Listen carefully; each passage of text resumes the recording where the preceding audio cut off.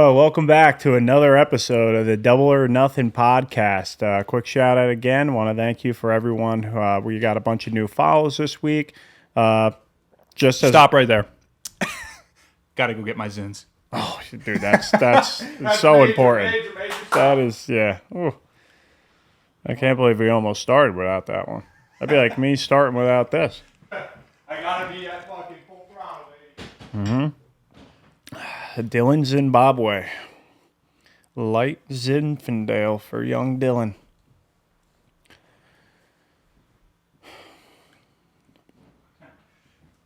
Barry Bonds without the juice. I'm good, but a little bit better with that. You know, that's a good clip there for young Michael. Can't start a podcast without the Zins. Hall of Fame player before, but all-time great with. Come on.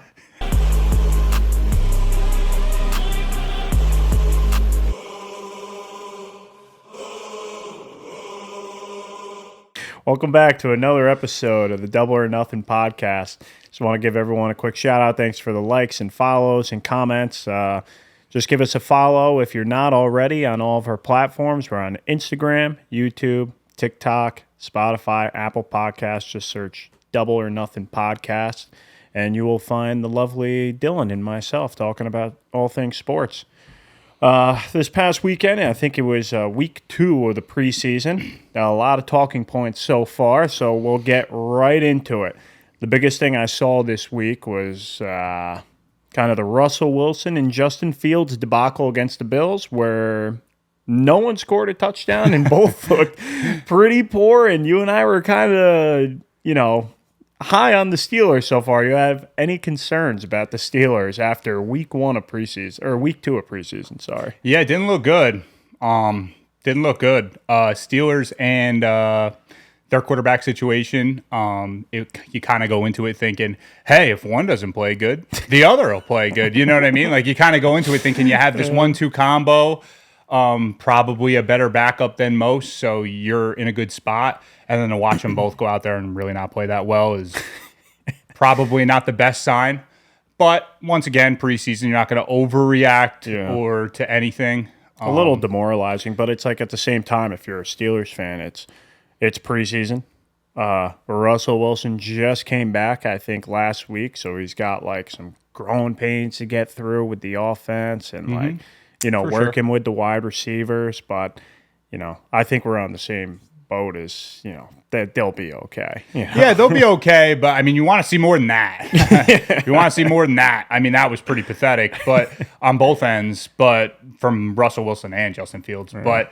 But, same old thing, like you said, new team for both of them, new offense, so you got to take everything, it's preseason, so you can't get too overly concerned with it. What you can get overly concerned with is Danny Dimes looking like dog shit. I know. It was funny because I saw a tweet today that was like a serious Giants fan tweet that said, you know what? Outside the pick 6 and the other interception, looked pretty good. Oh, come on. I mean, that's Giants fans 101 for you. Holy smokes. I mean, listen, like I said before, I'm not going to be a hypocrite. You're not going to totally overreact, but Jesus Christ. I mean, the guy looked fucking horrible. Danny Dimes, that was pathetic. You know what the sad part is like none of us dogged the Giants last week, neither you or I. And it's like, you try not to get too high or too low in preseason, but man, I know the Texans are like an up-and-coming defense, but just watching him make the same rookie mistakes he's been making for 4 years. I just think also like the placement on the field where he threw both was horrible. I mean, the guy gets a walk-in pick 6, and the other one, I mean, listen, the other one wasn't as horrible of a throw. It was more of a better defensive play than it was a bad throw. But still, I mean, just the position of the field that they were in, I mean, they were going in, Yeah, they were. It's what, the second, the first one, it's like it's such a bad mistake to just, as he's falling down, he's throwing the ball. When you see that first read, if it's not there and you're standing that far in your end zone, just release it to the sideline and get rid of it anyway. That's something he's been playing quarterback in his life for 20 years. You should know by now. If you're standing in your end zone, you can't wait another second to get rid of the ball. Just throw it out of bounds and live to fight another day. But that's the difference of decision-making between a good quarterback and one that is subpar. I think a lot of it's him feeling the pressure to go out and perform because he feels as if, like, his back's against the wall. So he wants to go out. He wants to show out, make a few cool plays. He wants to put his name back in the headlines in a good light, not in a bad light. And, I mean, wow, man, it backfired. The second interception, like you said, wasn't as bad, but still, from like a throwing standpoint, it's when you're throwing that fly route, you want it more high in the air, back shoulder. I'm not a quarterback coach, but you want back shoulder. It's either going to be out of bounds or your wide receiver is going to catch it. You can't underthrow it to where the cornerback has a shot. You give the cornerback no shot. There's no downside of it. Listen, it's preseason, so I'm not going to like overreact because we were saying last week that we think Danny Dimes probably the number one person that has the most to prove this year. Yeah, I would say you gotta perform, and he came in. You know what? Good for Brian Dable, keeping him in the second quarter, not letting when the starters everyone came out. He said, "You guys didn't do anything. Yeah. You're staying out there until we see some good plays out of you." Bright spot, Neighbors looked awesome. Yeah, I mean, I think you don't want to overreact too much, but I mean, it's just human nature, right? I mean, you go into it thinking, hey, like some of the plays that you remember, Danny Dimes he can move around, he can run, he could do a couple of these things. I mean, he got Danny Dimes, the nickname. I mean, he could throw the ball a little bit. So you kind of go into it like, oh yeah, maybe Neighbors is going to help him out. And then I think after this performance, you're kind of like, damn, I feel bad for Malik Neighbors. Holy shit, like this guy's unbelievable. Which, like I said, you're kind of playing the hypocrite role, like, oh, Malik Neighbors the best and Danny Dimes sucks. Like, you don't want to go that far, but it definitely changes the perspective of, wow. Like, let me ask you this, honest opinion. What do you think Malik Neighbors' stats at the end of the year are going to be? I mean, I think it's kind of like Garrett Wilson, Zach Wilson situation. I think he'd be lucky to break 1,000. Still a good year. Yeah, still a good year. I mean, Darius Slay is still there, right?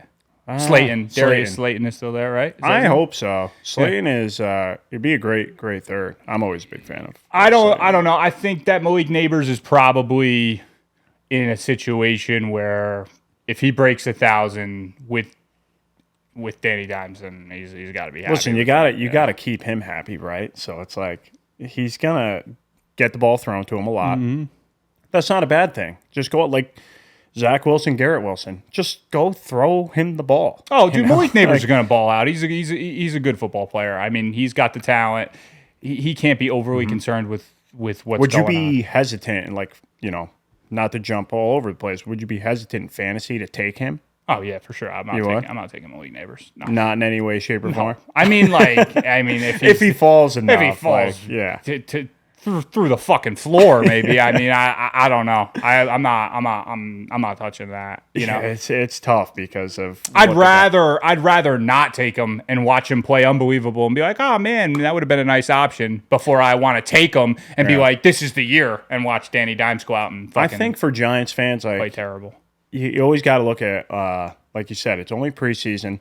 They're not unleashing these running quarterback plays, which Brian Dable's going to have some sort of plays where Vanilla Vic is running. Singletary looked terrible. I think he had, 10 carries, 30 yards. He couldn't get anything going. I don't know if it's just because it's preseason, but once I think they get the offense going and a little, quarterback run in there a little bit, maybe it'll open things up for him. But again, I saw a lot of checkdowns, a lot of wide receivers that couldn't create space. The Giants' performance blocking. The Giants' performance from this preseason game doesn't change my opinion on where I thought they were originally. I mean, they're just not a great football team. Period. I mean, I don't watch this game and be like, oh, I can't believe the Giants. Like, of course I can believe the Giants played bad. I mean, they're not good.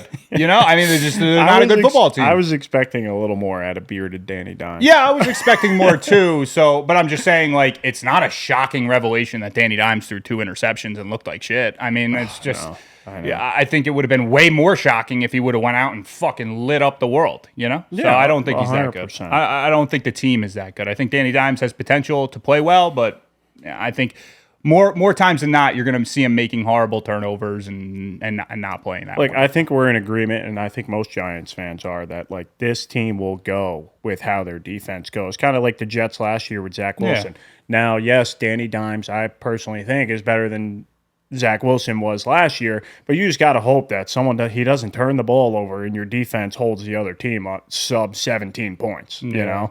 And that's how you're going to win games. And if you're expecting anything else, if you're expecting to beat teams in a shootout, probably not going to happen. No, definitely not. And there's no way Brian Daboll is coaching that way. But we'll move on to the next one. After J.J. McCarthy got season-ending injury last week on his knee, us being Jet fans, we know Sam Darnold pretty well.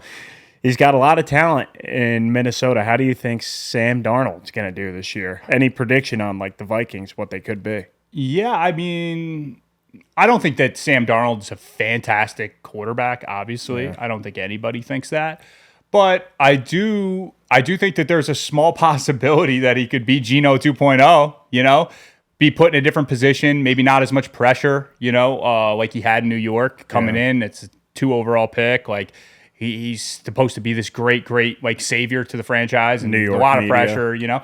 Now he gets to go to a place where he's really was expected to be the backup, so now he's just got to hold on, fight for some wins, and now he's got Justin Jefferson, who's pretty clear-cut the best receiver in football. Yeah. So would it shock me if Sam Darnold went out and played pretty well and kind of made, like, a little bit of a resurrection of his career? It wouldn't shock me. No. I think that he'll go out and he'll play pretty well. Yeah, I don't necessarily know if it'll be as impressive as what Geno did when he went to Seattle, but I could see that kind of. It feels like that kind of energy, right? Like would you be shocked if he went out there, threw for 22 touchdowns, 10 picks, and they went like 8 and 9? No. I think that Sam Darnold will play well in Minnesota, and I think that he will keep the team in football games, man. Like, you know, I think he'll keep his team in games. I think Justin Jefferson will get a high level arm talent. I don't know necessarily how great of an overall quarterback Sam Darnold is, but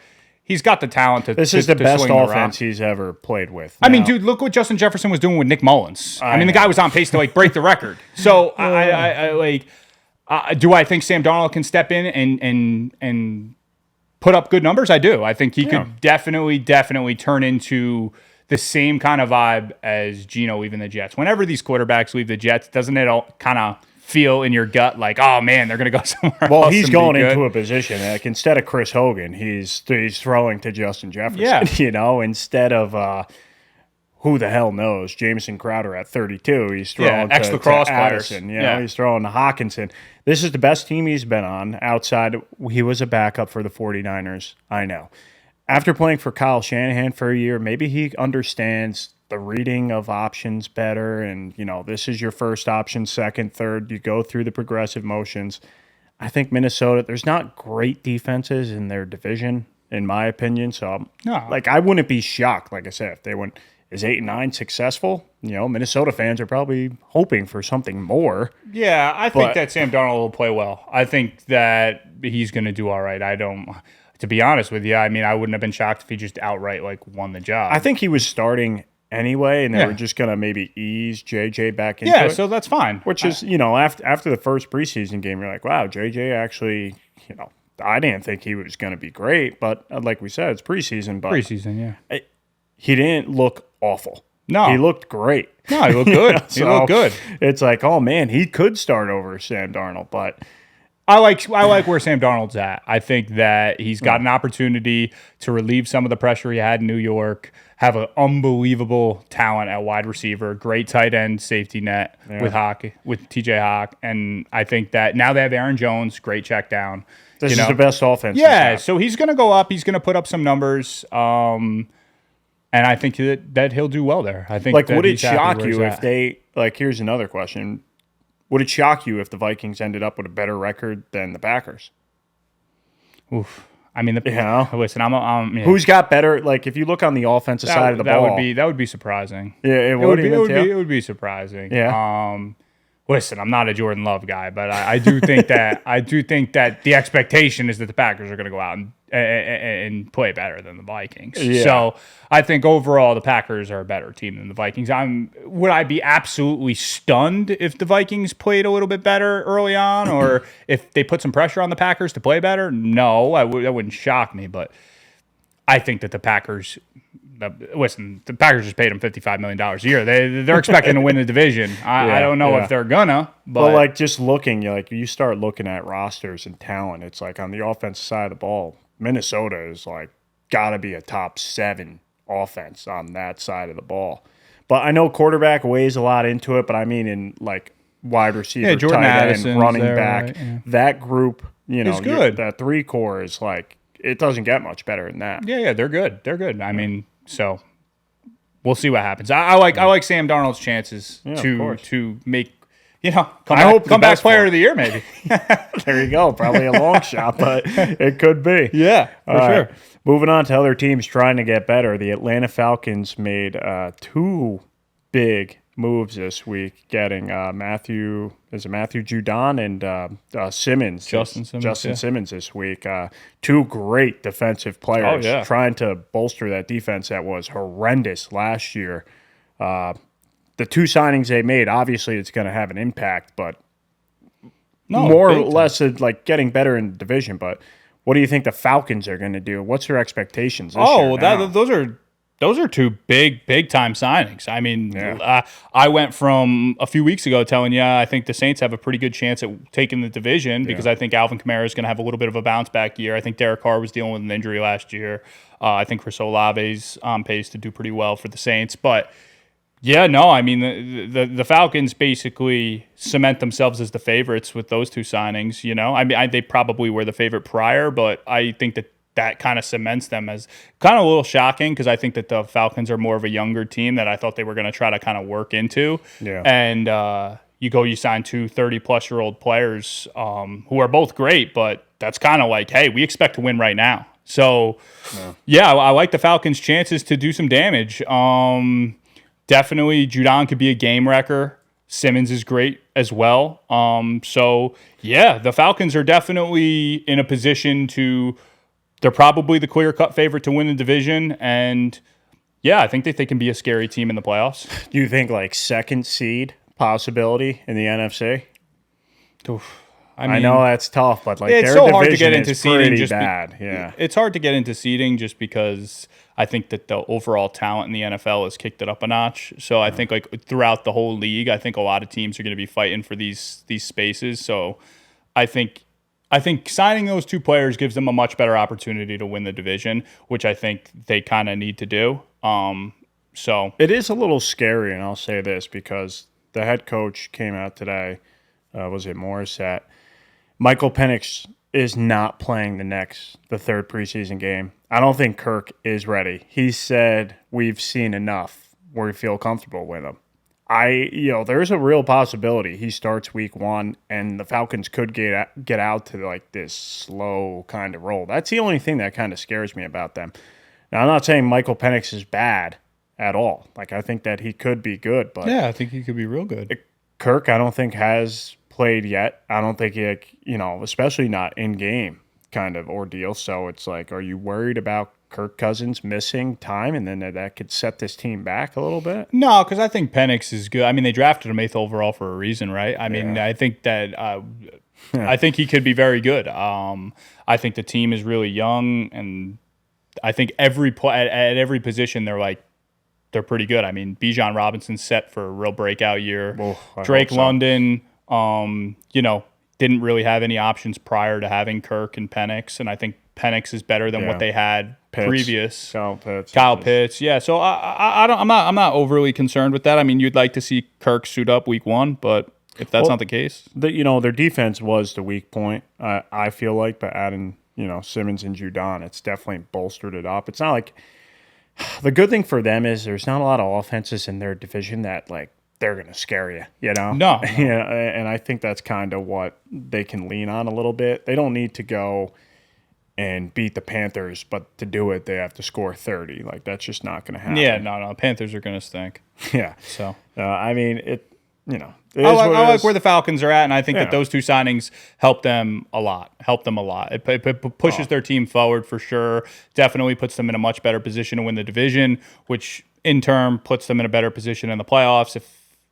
So I like the idea of the Falcons. I like the idea of what the Falcons are doing. I didn't necessarily think they were going to be that aggressive. I thought it was going to be a little bit of a slow burn. They have a lot of younger players, but it looks like they're ready to get after it, man. It looks like they're ready to do some damage early, and hopefully it pays off for them. I'd like to see the Falcons play well. Judon being 32 years old kind of like shocked me a little bit, but that just tells you it's almost like what the Rams were doing a couple years ago when they won the Super Bowl. Hey, I know we're loading up on older guys, but if we can just make one deep run, like that's all like fans want. They want to see for sure. What would you trade one Super Bowl for? 10 years of sucking again. Right? Yeah, for sure you would. For sure you would. So Atlanta's got to be very excited about their team. They even have to be. I know it seems from the outside looking in that, that was pretty stupid. They went and got Penix, but I think in the future it'll work out for them. He could sit behind Kirk, learn the offense for a few years. We had Jeff in the comments asking us about that, what we think the timetable is on his takeover. Kirk's getting older, so I mean, you would assume get 3 the most years, out of him. but I mean, Kirk's older, man. I mean, like two full seasons of Kirk kind of doing what he can, and then kind of passing the torch to Penix, and the team is young. They have everybody on those. Well, they set it up deals. nice, like you said. Like they drafted him, and it's like I know Falcons fans were not happy about it. Like draft night, you can see on Twitter they were going crazy. Like our GM is the worst in the league. Like what is this guy doing? That was the stupidest draft. We could have gotten help at the offensive line. We could have got help. You at that point knew no defensive player was taken. They could have got the best defensive player in the draft. Or they could have traded back. They could have got more picks, and then you go out and kind of. I don't hate it though. I don't reach for Penix a little bit. Yeah, for sure. I don't hate it though. I don't hate it. You look at like the Jets were like what were they? The Bears were next at 9. The Jets were 10 or 11. They're not going to take. Michael Penix probably. So it's like I don't hate what they did. I mean, could they have handled it in a different way? Probably, but I don't hate it. I think it'll work out for them in the long run if Penix turns out to be a pretty good, decent quarterback. So I don't hate the idea of what they did. Moving on to other preseason top stories, the Caleb Williams throw, the two throws. It was ridiculous. I mean, I don't even know what to say for that guy. I don't know, like, his ceiling, if it's like Mahomes is such a high ceiling, but, like, you see so much of him, like, watching him play that you do in Mahomes, it's, like, ridiculous. I know, you really do. You really do. I mean, he's obviously has incredible talent. I feel good for Bears fans. Yeah, for sure. I mean, listen, Caleb Williams, that throw is incredible. I think it's kind of funny when you have, like, because you watch the throw and you're like, oh my God, this is fucking unbelievable. And then you have Dave Portnoy kind of retweeting it and then being like, dude, I haven't seen a throw like this since the Justin Fields days. And it is so true, because that's how the overreaction goes. Come on. I think that was very funny, very funny. Kind of sets you back down a notch. He's trying to knock the Bears fans down a peg. Like, hey, calm down. I thought it was funny. And I did think it was funny too. Then Shane sends us the video of Mike White doing it the next day. Same throw. I sent you that today. That was an unbelievable. So come on, it's so funny. And I watched another one today. It was, as much as I'm not a huge fan of him, Bo Nix at in college make the same throw. Yeah. Like, I mean, listen, at face value, it's an incredible throw. You're super happy to see your quarterback make a throw like that, especially because he had so much hype about doing things exactly like that. That's why everybody was so excited to see him. So when you get to see that right out of the gate, it's definitely a good sign. You can't really talk negatively about it. But it's not a Pac-12 team that he's doing it against. Yeah. You got to give credit where credit's due. It was an incredible throw. How much stock do you hold in it? I don't know. Good amount. Yeah. Now it's like listen, like you said, how much stock? I mean, you just know that it opens up the playbook for like. Yeah. He's going to make some incredible plays. He can move left. He can move right. And you got to be careful for both, especially with that wide receiving core. I mean, he didn't get drafted one for winning games because he didn't do a whole lot of winning at USC, but you draft him off of that kind of ability, right? Oh, yeah. So I think a lot of people were hesitant. And not hesitant in the sense of like they doubted that he should go number one, but in the sense of every time he played a good defense, like when he played Notre Dame, he had like 3 interceptions. Yeah. And that creeped in the, oh boy, when he Yeah. plays a semi-relevant defense, is he not going to be good? Is he just doing this against Utah State and like that's it? Yeah, I mean, I always thought he had the talent to go one, and then I saw him wear an orange skirt, and I was like, I don't know if this is a number one pick, but hey, to each his own, I guess, whatever you do. Yeah, you know what? It doesn't seem to bother him from throwing. If he's going to make a throw like that, you can wear as many skirts as you want. So you can paint your nails if you're going to make throws like that. yeah, I agree. I don't think Aaron Rodgers would do it, but you know what?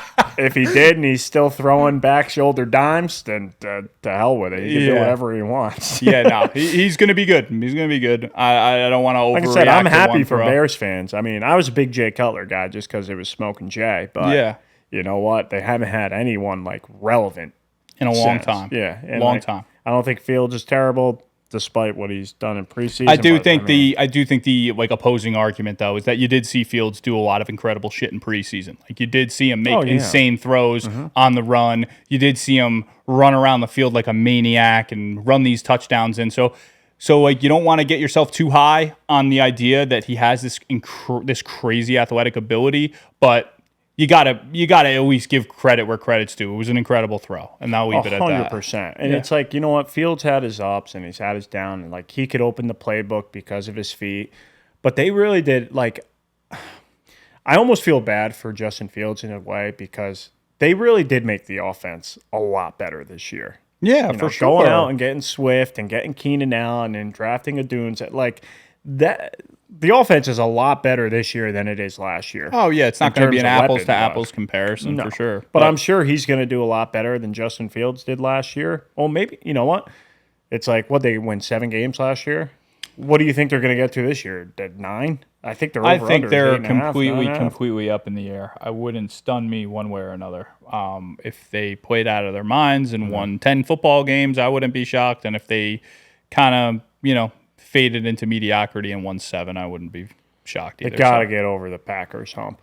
Yeah, we'll see what Caleb Williams can do. If that's an indication of the kind of playmaking ability that Caleb Williams has and he's going to be able to do continuously, then I think they're going to win a lot of football games. But it's preseason, so let's see him do it in the first couple weeks of the season. Let's see him kind of continuously repeat it, and then we'll see what happens from there. So I think they can win some football games for sure. We're at 30 minutes right now. Okay, yeah, that's still on. Do you need to touch the screen? No, it looks good.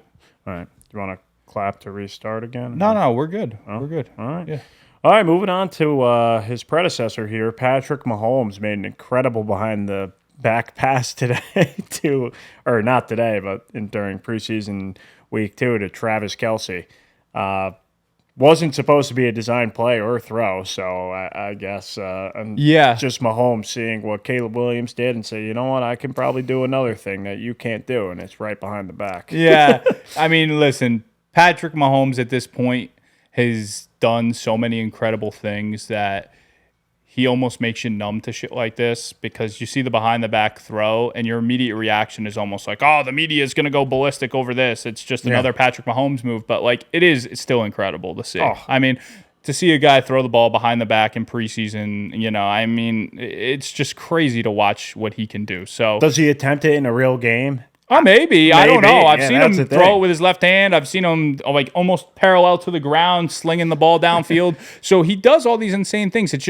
He does it so much that it becomes not shocking. Like you said, you become numb to it. It's like you see so many amazing throws that you're like, you know what? And for all these throws that become such a big phenomenon where a couple of years ago, Aaron Rodgers said, one guy who's vastly underrated is Matt Stafford. Yeah, he can do the no-look pass. Yeah. And now that's just like, if someone does a no-look pass besides Patrick Mahomes, it's like, Patrick Mahomes has been doing that for 4 years.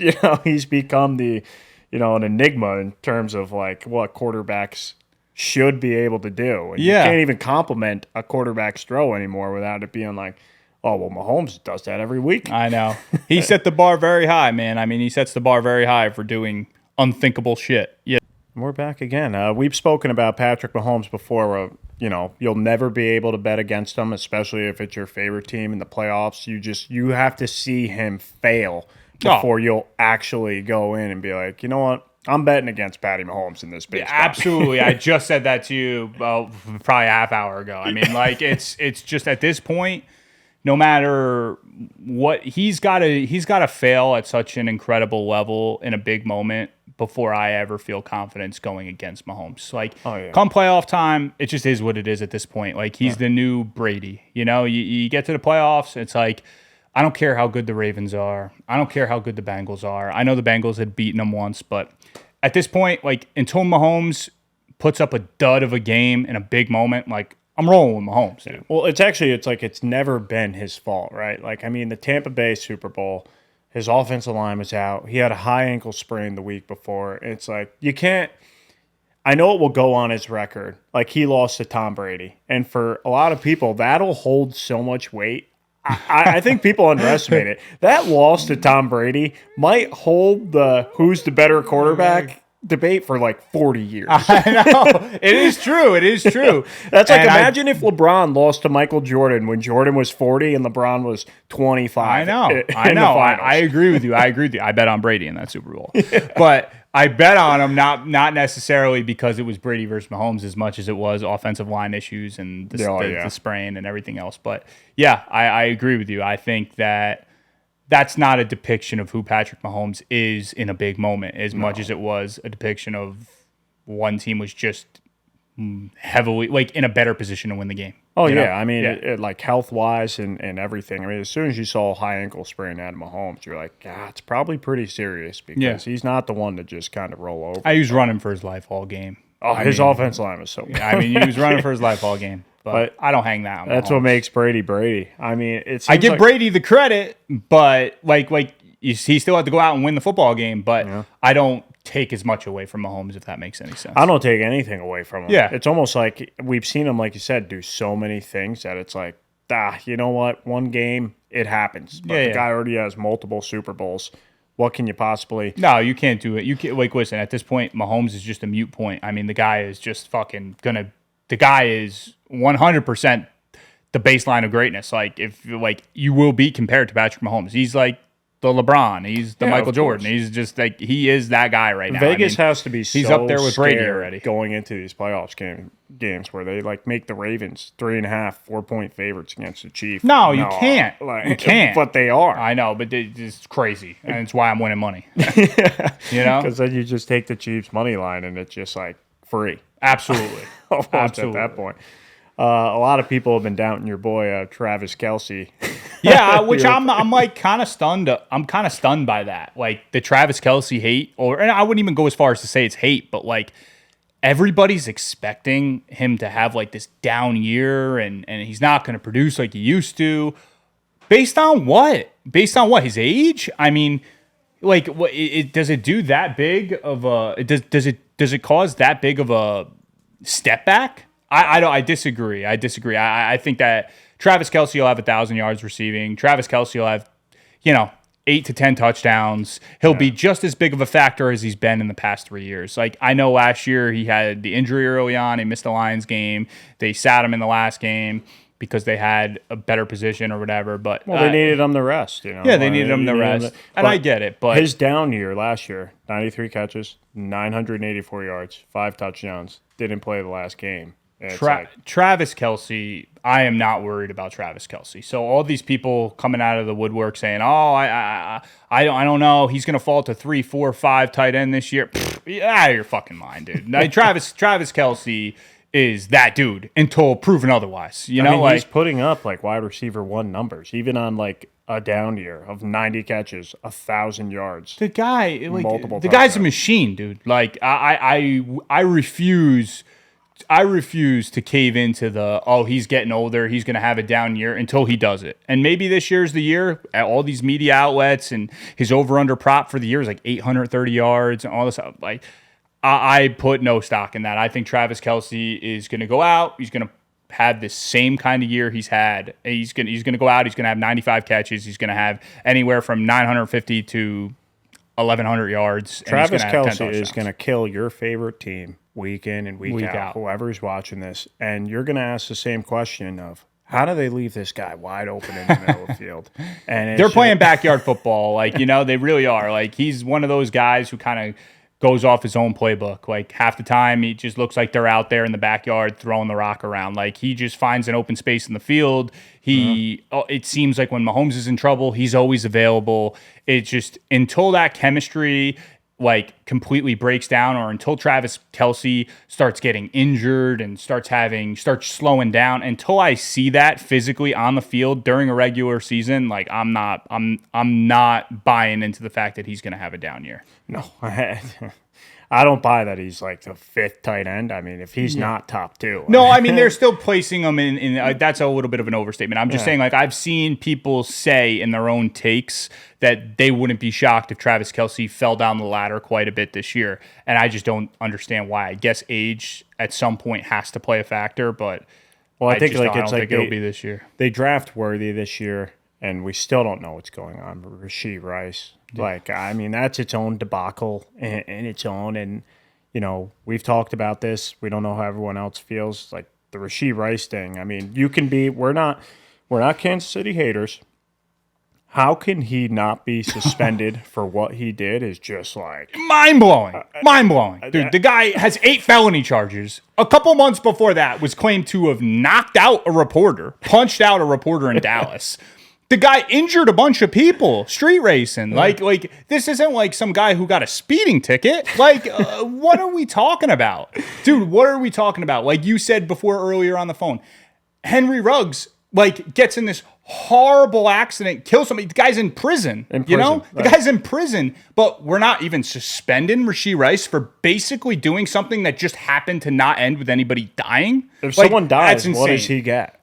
Dude, but that's insane. This guy not getting suspended from the NFL is preposterous. I mean, it's crazy. It's crazy. They're not even talking about it. The guy's out here taking first team reps all preseason.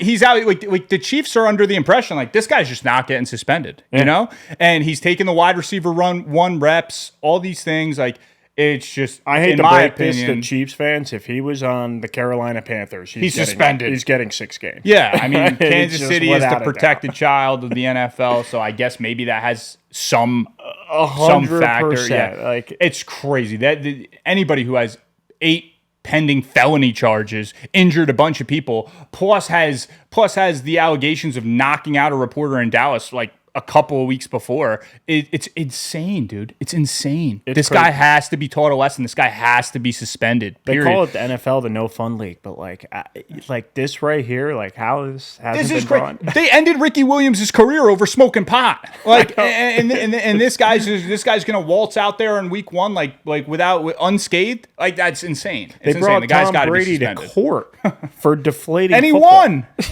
And he still got suspended. It's crazy.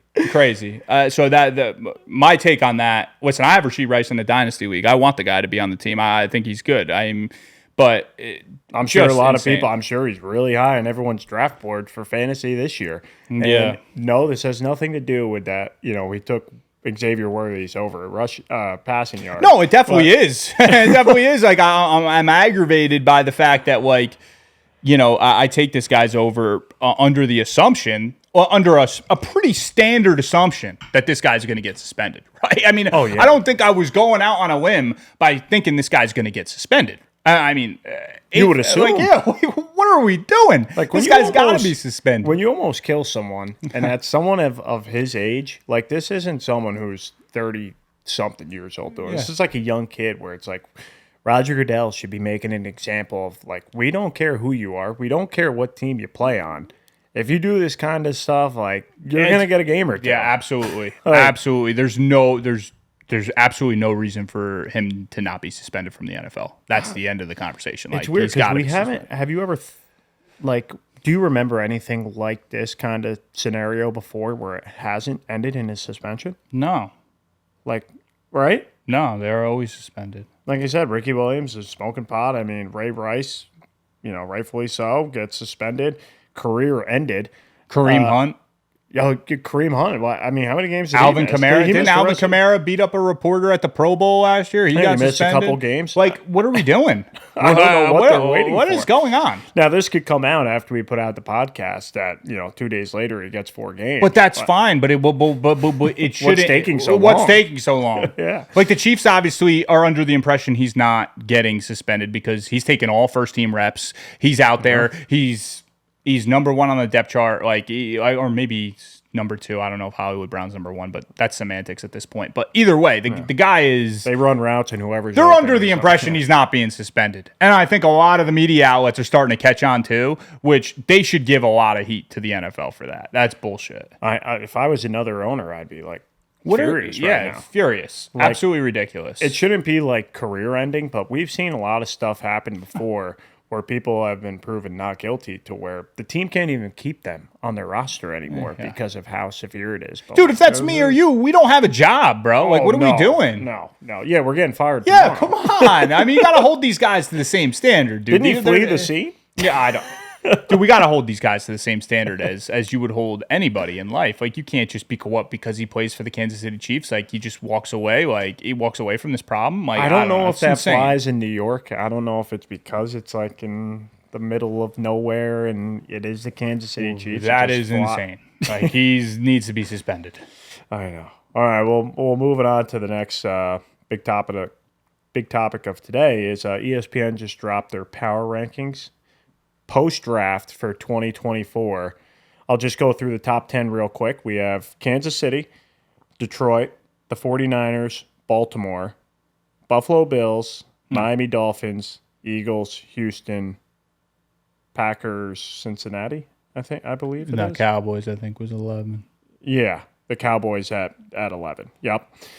Is there any big names there? Yeah, obviously. Yeah. The Bills are not the 7th best team in the NFL. What are we doing?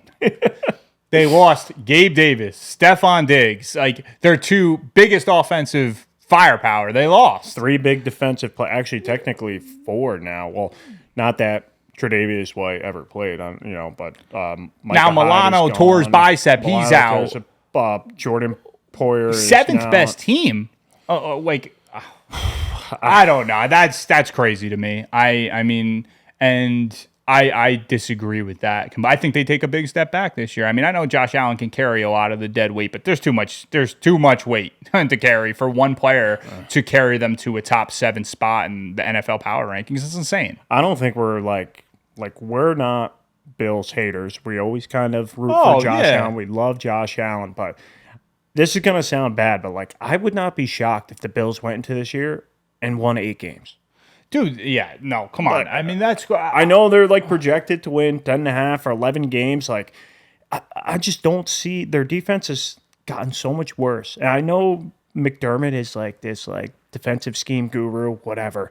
Josh Allen is a turnover machine. Yes. I know in the beginning of the offseason, he was working on changing his throwing motion, which is never what you want to hear. Another glaring stat, since 2020, he leads all quarterbacks in the NFL with 75 turnovers. Yeah. 15 more than the guy in second. I don't see how losing all these players, and I feel bad for Buffalo fans. We have a lot of friends that love the Bills, but it's oh, yeah. You look at that team, you're like, with all this going on, how do they win 11 games? No. I have no idea. I mean, if they do, kudos to Josh Allen. I mean, whatever. But they coming out and when you're doing these NFL power rankings, right?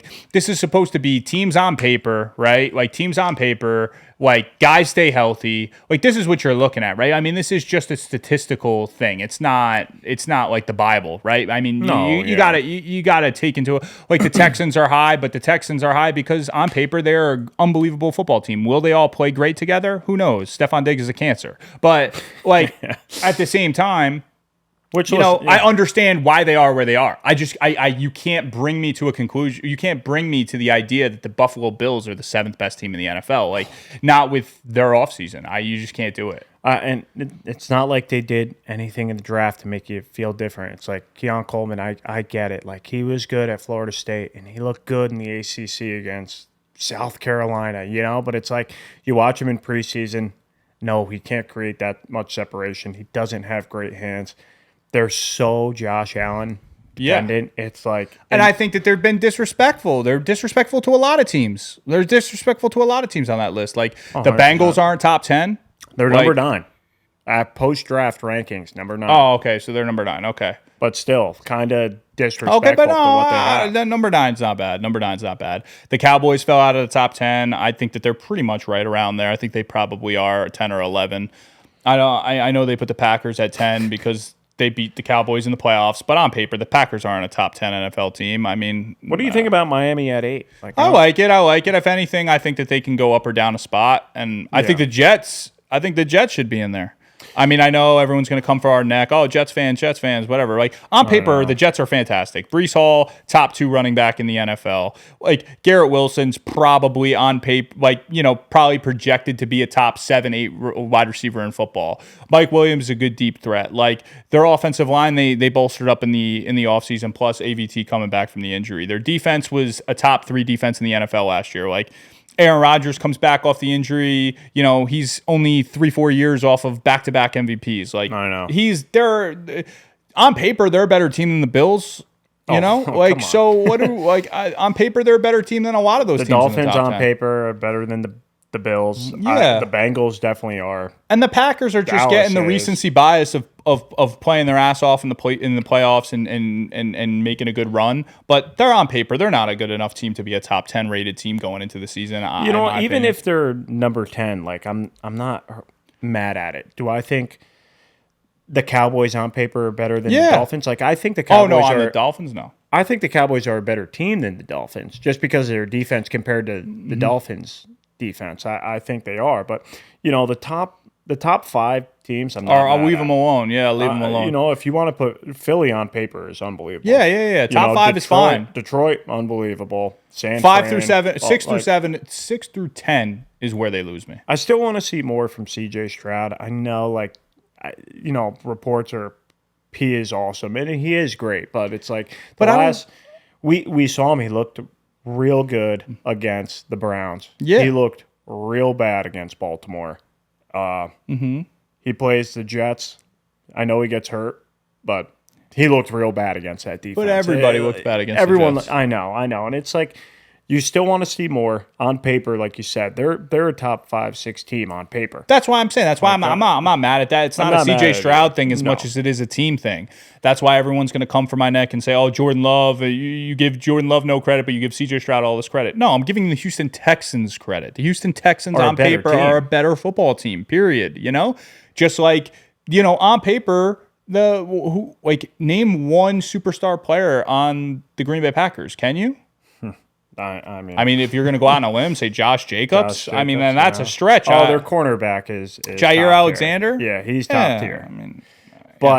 You can say that about like 4 guys on the Texans. Yeah, I mean, like Joe Mixon, Diggs, Joe Mixon's probably Nico in the Collins. Same, yeah, like Nico Collins has broken out to be like Tank Dell, Nico Collins, Diggs would easily all 3 of them would be the number 1 on the Packers, and Schultz. They would start over anyone. Yeah, so that's why I understand it more. So I'm not mad at the Texans being placed where they are. It's not like you're taking them as what they are. Their schedule, their division is easier than the Packers division. That's just it is what it is. That's not the Packers' fault. It's not the Texans' fault. It's just they're in a better spot. Yeah. I don't like a lot of the things that they did with the list, but I mean I don't think a lot of people do. I mean the Falcons being the 19th best team. It's a little bit low. The Jaguars being high, 14th. Like that's too high. I mean, do you honestly think the Jaguars are a better team than the Jets and the Bears? No. And even the Steelers? I don't think so. The Falcons, like you said, I mean, I'm not mad at the list overall. I just think there's a few teams that are misplaced, but I mean that's just with anybody's list. If I made a list, if you made a list, people would be unhappy with certain positions of certain teams. They're not going to be happy with anything we talk about on here. Yeah, if it was up to me, I'd have Cincinnati number 3. On this list, I'd have them before Baltimore. Oh man, that's crazy. I mean, you got Joe Burrow, Higgins, Jamar Chase, and in a playoff scenario, I'm going with Joe Burrow over Lamar Jackson. Yeah, but yes, I agree. But this power rankings is based on going into the regular season who's who's a better team. The Baltimore Ravens have Are a lost better team. 2 starting offensive linemen this year, which is But 2 they've or also 3. signed Derrick Henry, which probably is a big, that's a big help sign. to losing offensive 100%. linemen. Their defense, like you said before, had a historic season last year. Yeah. Lamar Jackson's impossible to game plan for. Like, they're a regular It's season not more monster. like I'm not upset about them being number 2. Yeah, I'm more no. upset about the Bengals being number 9. Yeah. Because if the Bengals were in the NFC, they're the second best team in the NFC yeah. behind the Niners. Right, and then and the Lions are up there too. I mean, the Lions at this point have proven themselves to be. I got to stop looking at teams as like if they played each other on a mutual, who's a better team? To me, it's the Bengals and the Lions would be a fun game to watch. Yeah, that'd be a fun Super Bowl. I'm not mad at the top 5. Like, dude, the NFL did a good job. Like, if you had to pick like one of your like ideal Super Bowls, it would be like, as long as if the Jets don't make it, Bengals Lions would be up there in terms of like electric Super Bowl. Yeah, for sure. Like high scoring games, both teams scoring in the high 30s, just minimal defense being played. But I mean, I think teams were hoping for Kansas City Lions last year. Oh, Lions beat them in the opening game of last year. I think a lot of teams wanted to. Oh, 100%. And I know, like in our comments, it was like we came off as like Dan Campbell haters or Lions, anti-Lions. I think the Lions are great. Yeah, I think they're like this list is correct with them being 4 or 5 talent-wise. I mean, there's nothing out of that, the realm. I think they're so talented on offense. So for sure. They got a lot going on, but that'll bring us into our one that I snuck in on this talk sheet is the Madden 25 quarterback list. I'm sure everyone who was out there playing Madden 25, your boy Jordan Love is ranked 15. Yeah, baby. In Madden. 15th. A whopping rank of 81. Yeah, but I mean, that's where he is. All right? Like, that's where he is. He's, like I said to you guys from the beginning, I mean, I'm not going to hold too much stock in the Madden ratings, but. Oh, you're not? Jordan, Okay. I mean, like, Okay, no, I'm just saying, like, that's, like, it's not crazy. It's not crazy. Like, at least it validates the point of that's pretty much where he is. I mean, he's a 15th, he's anywhere from, 14 through 16. Like, that's where he is. There are some names on this list that I think I would change around. And it's I know we'll just say this right now, Jordan Love is ranked at an 81 overall. So is CJ Stroud. I do think both of them are better than Brock Purdy. I know you might not think that, but I do think Brock Purdy's But you got to just give him enough. You just got to give him enough respect for what he's done. So I don't hate Madden for doing that. Like, if you're talking about just raw talent, like, yeah, but that's not what these ranking systems are about. No. Like, Brock Purdy went out there and proved that. I mean, he was in the MVP discussion last year. What are we gonna do? Yeah, I mean, the guy deserves to be where he's ranked. I don't know where he's ranked on the list. Where 9th is he? at 85. Yeah, that's right around. I think Brock Purdy at this point in time. I think the Brock hate's got to come to an end. I think he's until further notice. He's top 10 to me. If let's say they sign Brandon Ayuk and he has the same year he did last year, or even if he takes a small step back but still leads them to an NFC championship, at some point or another you got to be like, all right, like he's a good quarterback. Yeah, I had to drop that narrative. I was all over, this guy, you watch him play, he doesn't do much, he doesn't do this, he doesn't do that. Well, he wins a lot of goddamn football games, okay? And he's, in my opinion, it's very difficult to come out and state that he's not a top 10 quarterback. I mean, he was at the top of the MVP discussion. He's went to the Super Bowl. He was an injury away from going to another Super Bowl. I mean, he's played this role so much better than Jimmy Garoppolo, who a lot of people stuck up for, including myself, for a long time. And you can only defend one person for so long before his replacement comes in and be like, you know what? Maybe he's just good. Yeah, he's good. He's good. Maybe he's good. That argument for me is over. Brock Purdy's a good quarterback in the NFL. Brock Purdy is a top 10 quarterback in the NFL. Like, to me, like talent-wise, like they have Tua as number 6. Like I think Brock Purdy is better than Tua. You know? Is there anything Tua can do that Brock can't? I think that Tua. What aggravates me about Tua is the fact that he is not a deep throw guy. Like, it just aggravates me when you watch a guy like Tyreek Hill, break these break these routes off and just take off, and you see Tua underthrow him. That's what aggravates me. But I'm very impressed by what Tua does in his timing routes. Like, there's been a lot of times where I've bet the Dolphins, I'm sitting here watching the game, and Tua drops back to pass and throws a ball, and I stand up off the couch thinking it's going to be an interception, and boom, he cuts right across the field. Jalen Waddle's got it, takes It's it like a slow throwing ball. Yeah, but like his timing is incredible. So I'll give him that. Like his timing is incredible. He knows the offense. He plays it well. He puts up the numbers. He's a good NFL quarterback. It's just 100%. His deep ball throwing is just it's so annoying to watch. Maybe just because Tyreek Hill's on the team and you know that he's good for an 80-yarder a game. So it just drives you nuts when you watch him underthrow it. I'm not putting him top 6 quarterback in the NFL.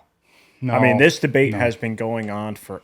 No, I'm not putting him in top 6 either. But I'm just saying, I think Justin Herbert or Tua. Oh, Justin Herbert, yeah. But Herbert is ranked lower, so it's like it's one of those things. And I see Dolphin fans on Twitter all the time arguing that Tua is better than Justin Herbert just because their overall record of the two teams. I mean, If you put Justin Herbert on the Dolphins, what do they do this year? We were really close to seeing it. They ran Brian Flores out of town for wanting to trade up for him. You know? Did you see the Brian Flores thing today where Tua did an interview with Le Batard, and he said that Brian Flores every day would just tell him that he stinks and he's not good.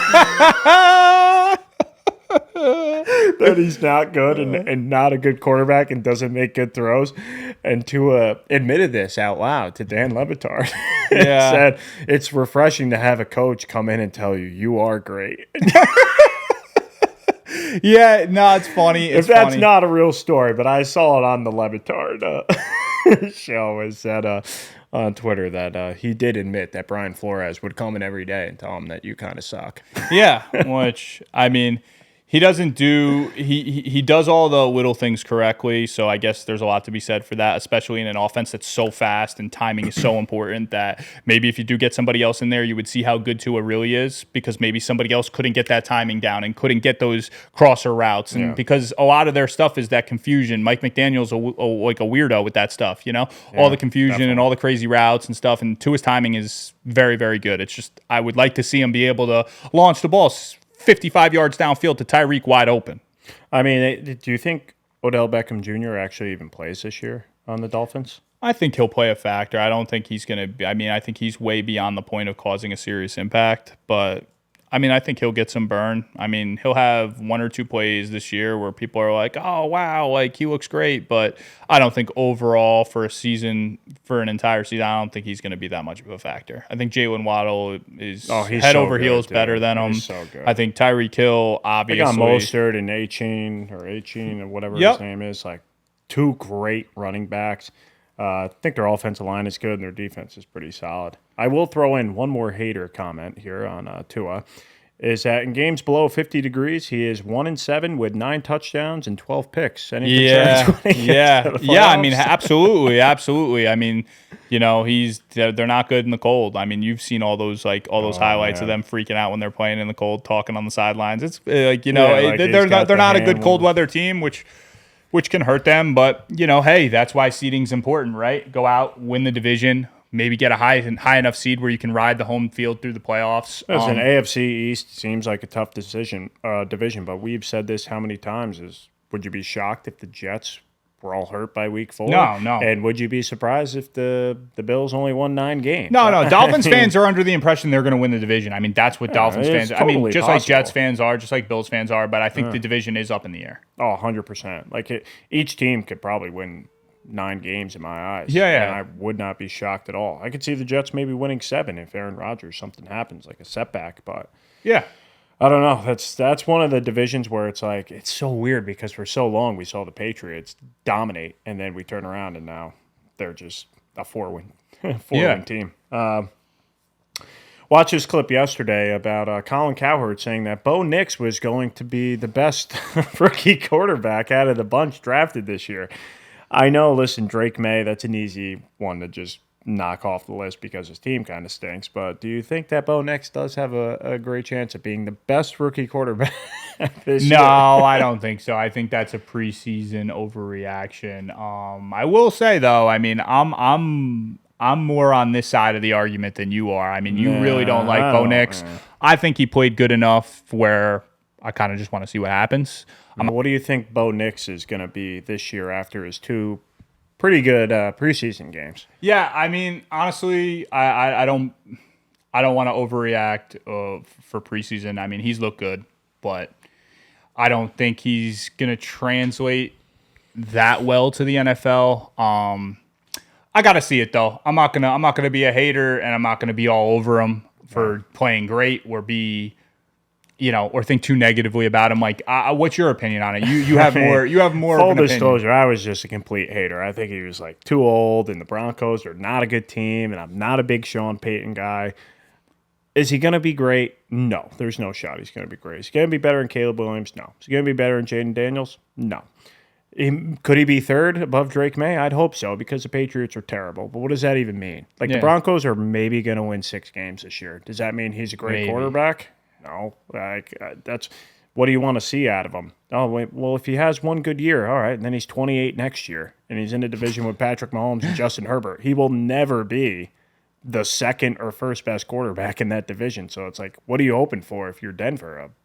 Hey, we have the third best quarterback in the division. Watch out. I mean, hey, it's a valid point. He's older. He might be older than Justin Herbert at this point. Yeah, I know. He was in college for a long time. So, I mean, I think Denver, I think if he goes out and wins some football games, I mean, Denver will be happy. I don't know what else there is to really expect out of that team. It's almost like the Michael Penix thing. It's like, man, like, you got to feel pretty high because he's pretty good. And I know Jane Daniels was in college for a while too, but it's like at some point or another, like, when you're in a division with the Kansas City Chiefs and now Justin Herbert, like, what are you expecting to do? You can't expect to win the division in 3 years because it's probably not going to happen as long as he's there. So, but what is a successful season?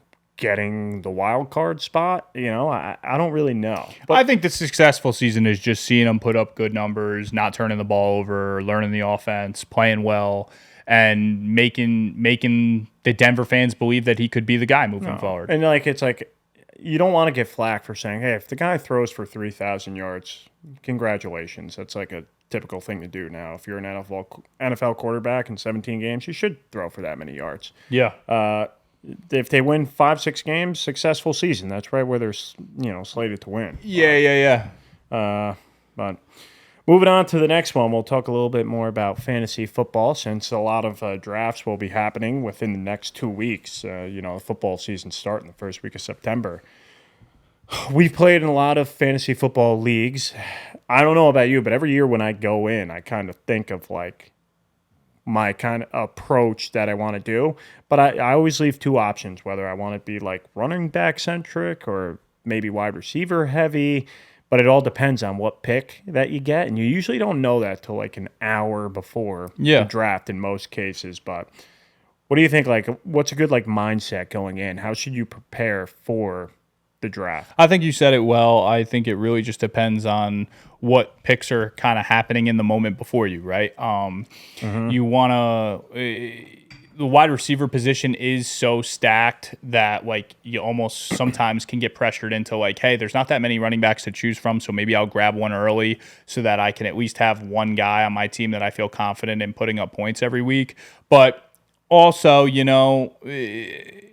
also at the end of the first round, it's kind of difficult. Like, are you going to take like a middle tier running back over getting a guy at the very tail end of the top tier receiver group? Probably not. So I think you for the first time in a long time, you're kind of better. Like you were saying earlier, I think you're better to have a top end draft pick because the bottom end of that draft, it used to be really good to do around and get that snake, go from 10 to 11 and kind of get the double pick, or go from 12 and 13 and get that double pick. But now those guys are just a cut below the everybody else. So fantasy is one of those things. You can go in with a plan, and it's like all it takes is one person to just completely derail your plan and derail the whole draft.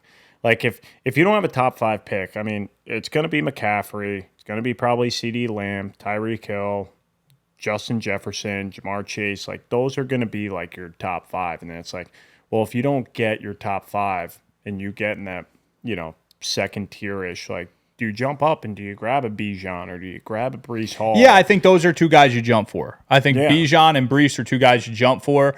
When you start getting into the Jahmyr Gibbs state, like I'm probably gonna rather take like a higher level receiver than go then. But yeah, I mean, if Bijan Robinson's available, if Breece Hall's available, I think you got to jump for those guys. So listen, I think personally within the first at least within the first 2 rounds, like I think you do have to jump on one of the running backs because, like you said, the wide receiver pool is so they're so close in terms of like talent and projected points that it's like, hey, you can get Garrett Wilson in the 3rd round or the 2nd round. You know, you can get they have Devontae Adams going at the end of the 2nd round. Devontae Adams, Mike Evans, these are guys that you want to. Marvin Harrison Jr. Like there's.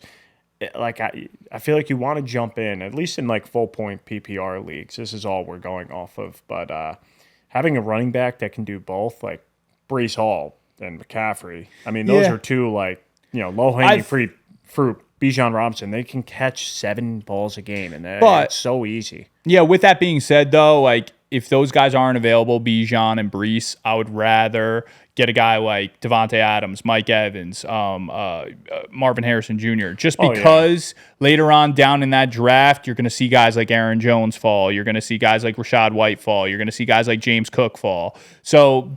Oh yeah. So I'm confident in those guys putting up numbers. Even Alvin Kamara's fallen a ton this year. Yeah, I was gonna say Kamara's like slated. Even Joe Mixon. Like you got to think of like the guys that I would go wide receiver in this year's draft. I'd go receiver before, unless Bijan, Breece, or CMC is available. Yeah. Once those guys are off the board, boom, I'm locked 100%. And loaded receiver. Like if you have a 1st round pick, and if one of those, regardless of where you are, unless you're like pick 2 or 3 and McCaffrey's off the board to where, like you got to go with a CD Lamb or you got to go with a Tyreek Hill because they're just going to score so many points. It's going to be hard for you to argue. But if you're in that pick like 3 to 6 or 7 range and like you said, Bijan or Breece Hall are there, you just have to take them. Yeah, I agree. You're taking them over Amon-Ra, right? Yeah, it's close, but yeah. I know it's close, but it's like... I don't think there's a wrong decision whether you go Breece Hall or Amon-Ra, because Amon-Ra is just so consistent. I mean, points per week, the guy is probably the most consistent points per week receiver you're going to find. So, well, it's like, Jonathan Taylor. They even have Justin Jefferson 8, which is crazy because he was going 1 and 2 last year above McCaffrey, and now he's like projected 8. That's crazy to me. But it's like, points from running backs are so few and far between. I think this year is going to be a little bit different because I think, like I said, those 3 guys I mentioned, Aaron Jones, Rashad White, James Cook, plus you're going to have guys that fall even later, probably like David Montgomery. Cooper Kupp. Yeah, no, I mean, those guys are receivers, but I'm saying running backs that are going to get in and guy like Khalil Herbert, right? I mean, Kenneth Walker projected 4th round. That's like a solid... Yeah, that's what I'm saying. I think it's a little bit deeper than... Like, I think it's more important at this point, unless you're getting a top 3 guy in the running back position, to just stack up on receiver. You can, you can kind of play, and I've done this before, is where if you don't want to go running back heavy and you want to go wide receiver heavy, and in the back of your mind is, I'll take a quarterback who can do both, whether it's, Richardson or Lamar. Sweeper quarterback of the year, Kyler Murray, baby. Yeah, Kyler Murray. If hey, you know what? I can pick up my quarterback's going to get me 40 rushing yards a game or 30 rushing yards a game. Like, Jalen Hurts does that too. And if you want to offset that, then I think you have to kind of know that going into the draft is like, if I'm not going to go running back heavy and I'm going wide receiver heavy, you better counteract it with like a quarterback who can kind of do both. Yeah, I like just that. To make up the difference. Whether, and then from your standpoint at tight ends, I know we talked about it earlier. I mean, picking a tight end where if you don't get the top 1 or 2 people, like one person I would stay away from is probably like Mark Andrews at this point. He's getting a little up there in age. I would still lean heavily on like Kelsey if he's there in the late 2nd, 3rd round kind of deal. Kincaid's going to have a monster year, I think. And if you see him there, Evan Ingram caught 100 balls last year. Trey McBride, he's going to be the number 2 target. Like, those are the kind of guys that where if you get them, it's like making up a good wide receiver at that point. Yeah. All right. Well, but don't be the guy to don't take Patrick Mahomes and like before the 6th round or something like that. Don't be that guy. I know. I got the Mahomes and Kelsey stack, baby. So like, I can't stand the people that just take once the first quarterback goes, and then it's like Lamar, Burrow, and then it's like so on and so forth. It's like, well, I'm not going to draft anyone till the 9th round, so I might end up with Stafford, but you know what? I could care less. Yeah. One thing I wanted to touch on quick was Aaron Judge to 300 home runs. Any big thoughts coming from a Yankee fan? Yeah, I mean, Aaron Judge is playing out of his face right now, dude. I mean, Aaron Judge is having one of the best seasons we've seen in a long time. And I was definitely somebody earlier on who was like, hey, this guy's a lot older than people realize. He gets injured a lot. I don't know if he's worth all this money. Maybe we shouldn't drop all this money on him. And then he turned down those deals, and next thing you know, he goes out, plays out of his face, he gets a lot of money, and I think he's worth every penny. I mean, I'm the first guy to retract that statement, I mean, hey, like, he's proven Who was that guy you liked on the Yankees a couple of years ago, wore the cool Jordan shoes? Clint Frazier? Yeah. Clint Frazier, yeah. I was like, but I was... Number one Clint Frazier fan. I loved him, yeah. But no, Aaron Judge has played out of his mind, and it went from Juan Soto is definitely going to be the best player overall in the Yankees too. I don't know about that anymore. I mean, dude, they're Soto's like neck and neck. Yeah, they're neck and neck. If you had to have one or the other, who are you picking? I mean, right now, I mean, it's difficult to go against Aaron Judge. But I think Juan Soto is more consistent, and I think Aaron Judge has been a little bit of a dud in the playoffs, so he's got to turn that around this year. If Aaron Judge comes out on fire in the playoffs and can get his strikeout number down a little bit, and just have some impact in some big games and big moments, then I think he's gonna, totally shift into like an all-time great. Well, the Yankees after this All-Star break have been like a little bit of a letdown so far, and I think you're seeing some of like the playoff woes come in to say, well, if Soto and Judge don't combine to get you 4 runs, they might lose the game. Yeah. Because everyone else has done nothing. That's been a Yankee problem for a while. I know. So we'll see how the playoffs go. I mean, they're the Phillies, the Orioles, they're all in the mix. I would love to see the Yankees get back there. I'd love to see Aaron Judge have an electric postseason. I'd love to see the Yankees play the Phillies, Bryce Harper versus Aaron Judge. It would be incredible. It would be electric. Fireworks. Who do you think's going to win the World Series? I think the Yankees are going to win the World Series. Or do you think they're going to play the Phillies? I think that they're going to play the Phillies, and I think that they're going to beat the Phillies, and I think it's going to be the most watched World Series in a long time because I think people have kind of put baseball on the back burner. It's not as interesting as maybe it used to be, but I think when you get big ticket guys in there like Bryce Harper, Aaron Judge, Juan Soto, I think it changes the nature of how many people are watching these games. Garrett Cole has to turn it around, like one way or but another. I think that he'll turn it around come playoff time. If they want any postseason success, like he's got to turn it around. Stanton's got to get a little, got picked. The Yankees are going to lock and load. They're going to beat up on the Phillies in the World Series, and that's going to be how the season ends. I know. Well, one more thing before we sign off is the FedEx golf tournament was this week, the first round, so it was top 70. Next week's the top 50. One bone to pick I have, and I love him as a golfer, is Scotty Scheffler going into this week was a little upset with the format of how the golf playoffs work. And if you don't really know how it works, is it's the first tournament is top 70 in FedEx points, the second one is top 50, and then the last one is top 30. He came out with a statement saying that he doesn't think it's right that you say a season-long race for the FedEx Cup comes down to one tournament. He's like, well, I could twist my neck in the last tournament, and then what? I don't play well, and then it's over. So it's not really a season-long race. This is kind of like a wake-up to Scotty Scheffler saying, welcome to sports. If Patrick Mahomes gets hurt in the Super Bowl in the first quarter, they're probably not going to win the game. Yeah. I mean, I don't know what. Weird take out of nowhere from a guy who doesn't really say too much. So. Yeah, it's like he's usually so conserved and like humble as of a guy to like kind of put that out there as an excuse already to say, if I don't win, it's because the format stinks. Yeah, I don't like that. But I am a Scotty guy, so I'm sure he'll go out there and play unbelievable. But and I love Scotty too. I mean, I don't like a built-in excuse though. You know what? He kind of cried about it last year. Listen, you can argue about the golf format all you want. He gets 2 strokes on the guy in second. 3 on the guy in third, and then so down the list until you get to 10. Then everyone's at even. But he starts at -10. Xander would be -8. I mean, he's going into tournaments at +300.